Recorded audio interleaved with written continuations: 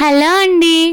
ఇవాళ నేను మీకు నాకు తెలిసిన దేవుళ్ళు, వాళ్ళ వాహనాల గురించి నాకు తెలిసిన కొన్ని విషయాలు మీకు చెప్తాను.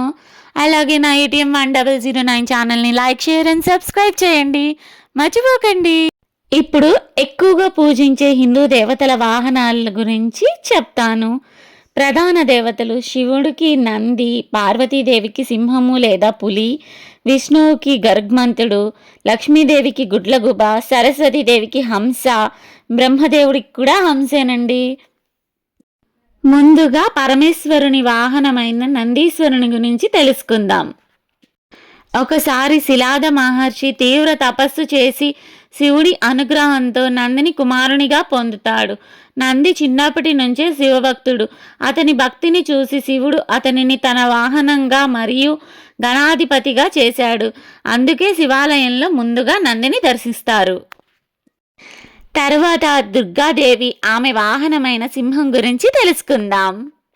మహిషాసురుణ్ణి సంహరించేందుకు దేవతలు శక్తుల నుంచి దుర్గాదేవి అవతరించింది. ఆమె సింహంపై కూర్చొని యుద్ధం చేసి మహిషాసురుణ్ణి సంహరించింది. సింహం శక్తికి పరాక్రమానికి చిహ్నం. తరువాత విష్ణుమూర్తి ఆయన వాహనమైన గరుగ్మంతుని కథ తెలుసుకుందాం. గరుడు కశ్యప మహర్షి కుమారుడు. అతను తన తల్లి వినతకు విముక్తి కలిగించటానికి అమృతాన్ని తెచ్చాడు. అతని భక్తిని చూసి విష్ణువు అతనిని తన వాహనంగా స్వీకరించాడు. గరుడు వేగం భక్తికి ప్రతీతి. లక్ష్మీదేవి వాహనమైన గుడ్లగూబ గురించి తెలుసుకుందాం. ఒకసారి భూమిపై ఉన్న మనుషులు సంపద కోసం మాత్రమే దేవిని పూజించడం ప్రారంభించారు. ధర్మం, వినయం, జ్ఞానం లేకుండా దానం కోరడం పెరిగింది. ఇది చూసి లక్ష్మీదేవి బాధపడ్డారు. అప్పుడు ఆమె ఒక సందేశం ఇవ్వాలని నిర్ణయించారు. గుడ్లగూబను తన వాహనంగా ఎంచుకున్నారు. గుడ్లగూబ రాత్రి పూట మాత్రమే చూడగలదు, కానీ పగలు కనిపించదు. దీని ద్వారా దేవి ఒక బోధ చెప్పారు. జ్ఞానం లేకుండా దానం ఉంటే మనిషి చీకట్లో ఉన్నట్టే. సంపదను సరిగ్గా వినియోగించకపోతే అది అజ్ఞానానికి దారితీస్తుంది. గుడ్లగూబ అప్రమత్తత, లోతైన దృష్టి. లక్ష్మీదేవి ఐశ్వర్యం, అదృష్టం. సందేశం దానంతో పాటు ధర్మం, జ్ఞానం కూడా అవసరమే. కొన్ని పురాణాలలో లక్ష్మీదేవి పద్మంపై కూర్చొని ఉంటారు. కమలం పవిత్రతకు చిహ్నం. బ్రహ్మదేవుని వాహనమైన హంస గురించి తెలుసుకుందాం.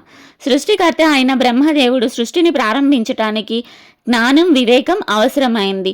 అప్పుడు ఆయన హంసను తన వాహనంగా ఎంచుకున్నారు.